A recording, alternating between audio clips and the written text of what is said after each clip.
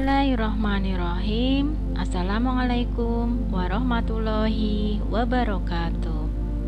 Terima kasih kepada anak-anak kelas 9. Apa kabar kalian semua? Semoga dalam keadaan sehat dan semangat.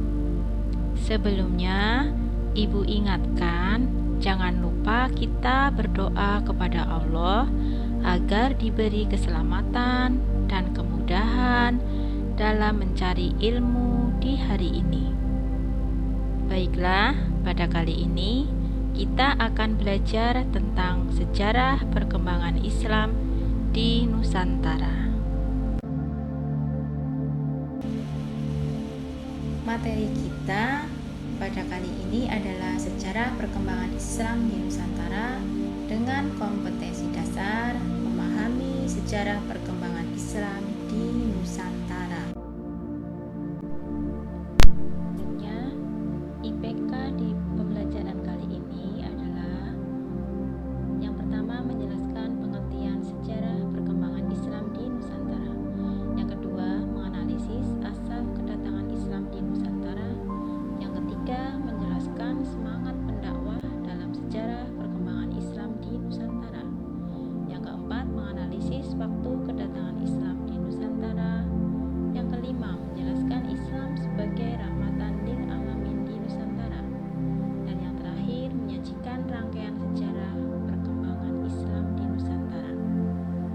Tujuan pembelajaran kali ini adalah dengan berdiskusi dan menggali informasi, peserta didik dapat menjelaskan, menganalisis sejarah perkembangan Islam di Nusantara dengan percaya diri.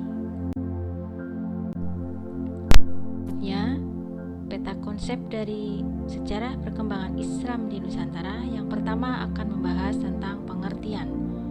Yang berikutnya asal kedatangan, dilanjutkan dengan semangat pendakwah. Yang keempat adalah waktu kedatangan, dan yang kelima adalah Islam sebagai rahmatan lil alamin.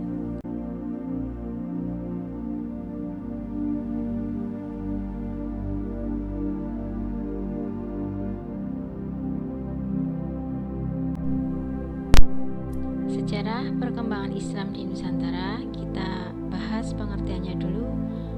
Perkembangan Islam di Indonesia terjadi setelah bangsa Indonesia bergaul dengan berbagai bangsa yang ditandai dengan terjalinnya hubungan dagang antara kawasan Nusantara dan tetangganya, yaitu Asia Tenggara, Asia Selatan maupun negeri Arab. Kehadirannya membuat orang begitu terkesan dengan tutur kata kalimat yang wahyunya itu sangat mengesankan. Tentunya dengan membawa misi yang lembut sehingga sangat menarik bagi orang-orang yang saat itu menganut kepercayaan kepada roh-roh, dan dalam Islam pula tidak ditemukan adanya kasta yang membuat jarak sosial dan status mereka. Adalah asal kedatangan Islam di Nusantara. Ada beberapa teori. Yang pertama, teori dari Gujarat atau India. Teori ini mengatakan bahwa Islam datang ke Indonesia itu pada abad ke-13. Selanjutnya, teori yang kedua adalah teori Arab atau teori Mekah. Menurut Buya Hamka, Islam datang di Indonesia itu sejak abad pertama Hijriah atau abad ke-7 Masehi. Yang berikutnya teori Persia. Teori ini menyatakan bahwa Islam yang datang di Nusantara berasal dari Persia, bukan dari India atau Arabia. Teori ini didasarkan pada kesamaan unsur budaya Persia, khususnya Syiah, yang ada dalam unsur kebudayaan Islam Nusantara. Misalnya perayaan Tabot, berkembangnya ajaran Syekh Siti Jenar, dan adanya peringatan Asyura. Yang keempat adalah teori Cina. Hubungan Arab Muslim dan Cina sudah terjadi pada abad pertama Hijriah. Islam datang dari arah barat Nusantara dan Cina bersamaan dengan satu jalur perdagangan. Islam datang ke Cina di Guangzhou pada pemerintahan Taizong pada tahun 627 sampai 650. Islam datang ke Nusantara pada kekuasaan Sriwijaya. Datang ke Jawa pada tahun 674 ke Kerajaan Kalingga yang diperintah oleh Ratu Sima.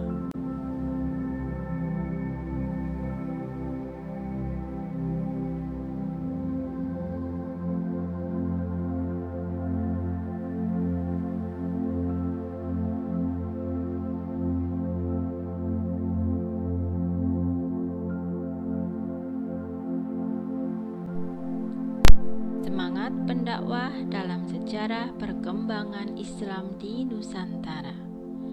Semangat para pendakwah atau mubaligh untuk mengajarkan Islam merupakan kekuatan yang mempercepat tersebarnya Islam di Nusantara ke berbagai wilayah di Indonesia.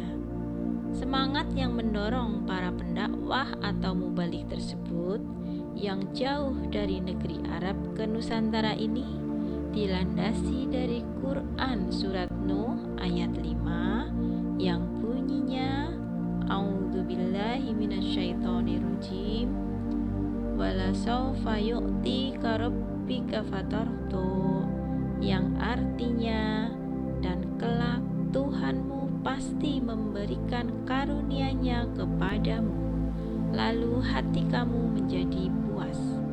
Quran surat Nuh ayat 5. Selanjutnya kita membahas tentang waktu kedatangan Islam di Nusantara. Islam pertama kali masuk ke Indonesia adalah di Sumatera sekitar abad ke-7 atau abad ke-8 Masehi. Selanjutnya, Islam masuk ke Jawa waktunya diduga kuat berdasarkan batu nisan kubur Fatimah binti Maimun di Laren atau di Gresik sekitar tahun 475 Hijriah atau dalam Masehi 1082 Masehi. Selanjutnya Islam masuk ke timur yaitu ke Maluku, juga tidak dapat dipisahkan dari kegiatan perdagangan. Yang diperkirakan Islam masuk ke daerah ini pada abad ke-14 Masehi.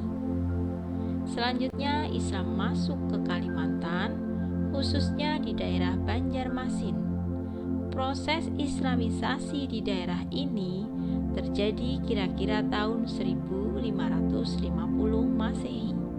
Adapun di Sulawesi, terutama di bagian selatan, telah didatangi pedagang muslim pada abad ke-15 Masehi.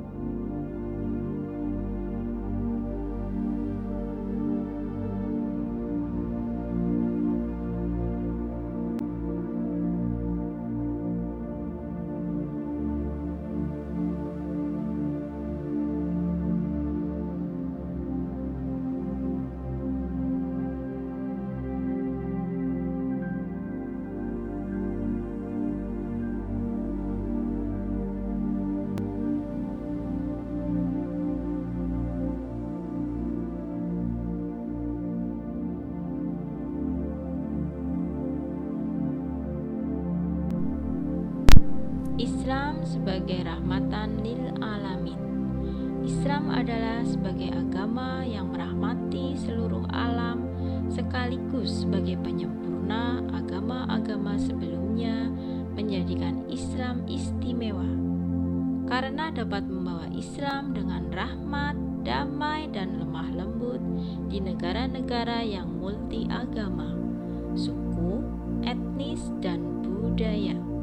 Watak damai dalam penyebaran Islam sebagaimana telah disebutkan di atas menjadi salah satu makna yang terkandung dalam Quran Surat Al-Anbiya ayat 107. A'udzubillahi minasyaitonirrajim. Bismillahirrahmanirrahim. Wa ma arsalnaka illa rahmatan lil alamin. Dan tiadalah kami mengutus kamu melainkan untuk menjadi rahmat bagi semesta alam.